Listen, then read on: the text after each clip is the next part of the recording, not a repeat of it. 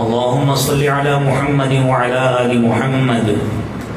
كما صليت على إبراهيم وعلى آل إبراهيم إنك حميد مجيد اللهم بارك على محمد وعلى آل محمد كما باركت على إبراهيم وعلى آل إبراهيم إنك حميد مجيد أعوذ بالله السميع العليم من الشيطان الرجيم بسم الله الرحمن الرحيم قل هل ننبئكم بالأخسرين أعمالا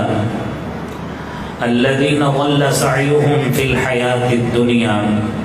وهم يحسبون أنهم يحسنون صنعا أولئك الذين كفروا بآيات ربهم ولقائه فحبطت أعمالهم فلا نقيم لهم يوم القيامة وزنا۔ اے نبی صلی اللہ علیہ وسلم فرما دیجئے هل ننبئکم بالاخسرین اعمالا، کیا ہم آپ کو ایسی خبر نہ دیں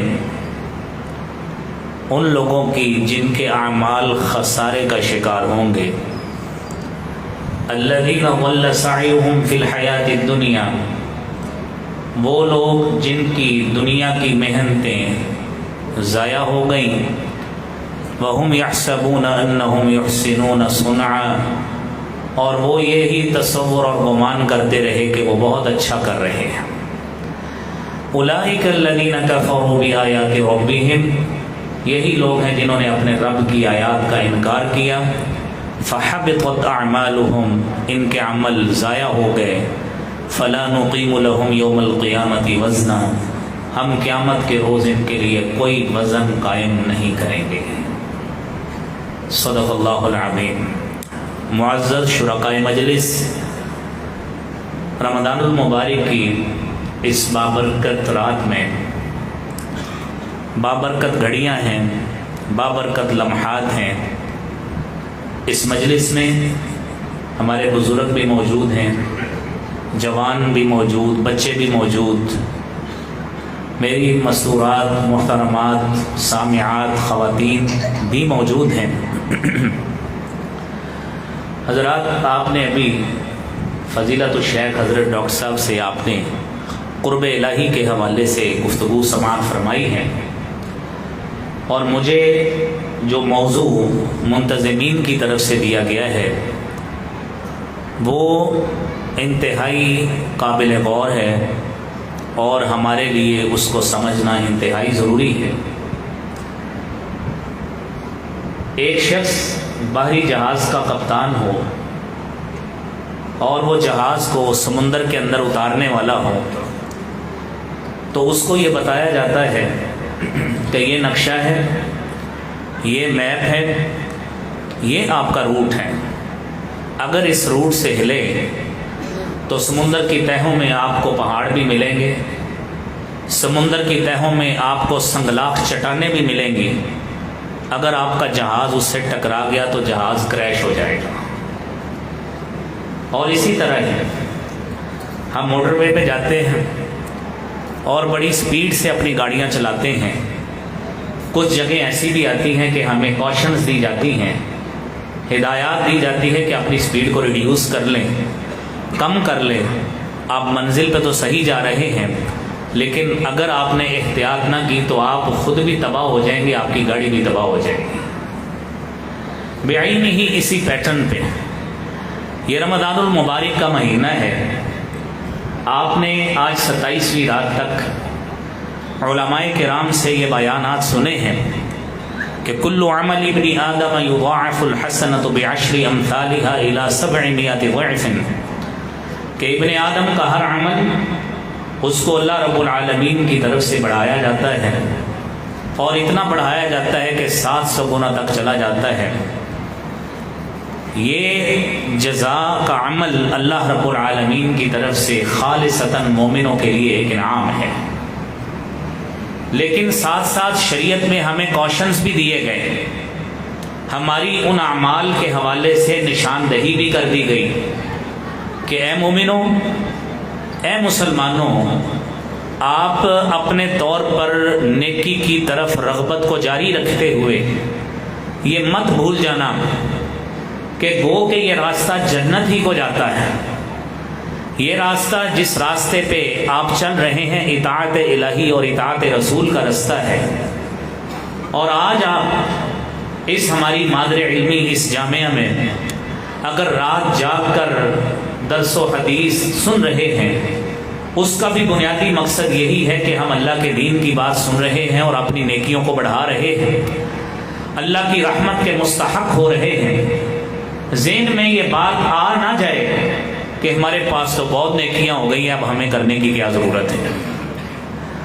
یا ذہن میں مت آ جائے کہ ہم نے اتنی نیکیاں کر ہی لی ہیں، اگر چلتے چلتے اپنی خواہش کے مطابق یہ عمل بھی کر لیں تو کون سا حرج ہے. میرے محترم بھائیوں، ہم یہی 7-8 نکات آپ کے سامنے رکھیں گے کہ کون سے ایسے بدترین عمل ہیں کہ اپنی سموتھلی ہماری زندگی جاری ہوتی ہے، ہم اپنی زندگی اچھی طرح گزار رہے ہوتے ہیں، لیکن اچانک کوئی ایسا عمل ہم سے سرزد ہوتا ہے اور ہم اپنے حواس سے ایسا عمل کر بیٹھتے ہیں کہ گو کہ ہم نے نیکیوں کے پہاڑ پیچھے بنائے ہوئے ہوتے ہیں، نیکیوں کے انبار لگائے ہوئے ہوتے ہیں، لیکن وہ نیکیوں کے انبار لگائے وہ کسی کام نہیں آتے. عاملۃ ناصبہ تصلی نارا حامیہ، یہ بھاری برکم عمل، یہ پہاڑوں جتنے عمل، یہ انبار در انبار لگے ہوئے عمل ہمارے تصلی نارا حامیہ، یہ ہماری نجات کی بجائے الٹا ہمیں جہنم میں گھسیٹ کر لے جائیں گے. میرے بھائیوں، اس میں پہلے 2 عمل تو وہ ہیں جو ہم میں سے ہر مسلمان مومن آدمی اس کو بخوبی سمجھتا ہے. اور آپ الحمدللہ اس مسجد میں آئے، سارا دن آپ نے روزہ رکھا، روزے کی مشقت برداشت کی اور اس کی صعوبت کو، بھوک کو، پیاس کو، اس کی شدت کو برداشت کرنے کے بعد آپ نے افطاری کی، اللہ کا نام لے کر افطاری کی، اور پھر ذهب الظمأ وابتلت العروق وثبت الاجر انشاءاللہ پڑھ کے آپ نے اپنی قسمت کا کھانا اور رزق اپنے پیٹ میں ڈالا، اور اس کے بعد آپ مختصر سی راحت لے کر آپ مسجد میں تشریف لائے، اور تقریباً 3 گھنٹوں سے آپ مسجد میں موجود ہیں. آپ نے قرآن بھی سنا، آپ نے قیام اللیل بھی کیا. قیام اللیل کرنے کے بعد آپ نے مجھ سے پہلے بھی ڈاکٹر صاحب کو سماعت فرمایا. یہ سارا کچھ ہمیں اپنے تئیں معلوم ہے، لیکن بھائیو بات یہی ہے کہ سب سے پہلا اور بدترین وہ برا عمل جس سے انسان کا عمل ضائع ہوتا ہے وہ اس بنا پہ ہوتا ہے کہ بندے کے ذہن میں یہ بات آ جائے کہ میرا مالک، میرا خالق پتہ نہیں کون ہے، میرا پیدا کرنے والا کون ہے، اس کائنات کو چلانے والا کون ہے. جس کو اپنے خالق کی معرفت کا علم ہی نہیں ہے، جس کو اپنے رب کا علم ہی نہیں، اپنے پالنے والے کا ہی علم نہیں، اپنے رازق کا ہی علم نہیں، اور میرے بھائیوں اس ذات کا ہی علم نہیں کہ اس کے سامنے جس نے ہمیں وجود بھی بخشا، ہمیں رزق بھی دیا اور ہر لحاظ سے دنیا کی سہولتوں سے نوازا، لیکن اگر ہمیں اس کا علم ہی نہیں ہے، ہم رب کو مانتے ہی نہیں، ہم الحاد کا شکار ہوئے، ہم بے دینی کا شکار ہوئے، اور اگر ہم اللہ رب العالمین کو بھول گئے یا اس نتیجے پہ پہنچ گئے اپنی عقل کی بنا پر، اپنے فہم اور دانش کی بنا پر، اپنے سو کالڈ اور ایسے ہی خلاف معمول دل میں آنے والا خیال، دماغ میں آنے والی سوچ، اس بنا پر ہم نے یہ سوچ لیا کہ ہم نے مر جانا ہے، مٹی ہو جانا ہے، کسی عمل کا کوئی حساب نہیں ہونا، کچھ نہیں ہونا. جب یہ عقیدہ ہمارے دل دماغ میں ذرہ برابر بھی آ گیا، ہمارے سارے کے سارے عمل اسی وقت ہی ضائع ہو جاتے ہیں. آپ قرآن کریم کی آیت کو سنیے، والذین کذبوا بآیاتنا ولقاء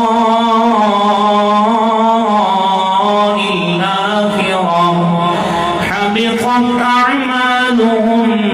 هل يجزون إلا ما كانوا يعملون.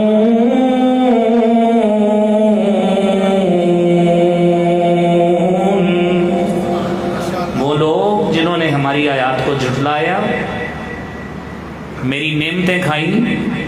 میری نعمتوں سے مستفید ہوئے، سارا کچھ کیا، لیکن میری نعمتیں کھا پی کر،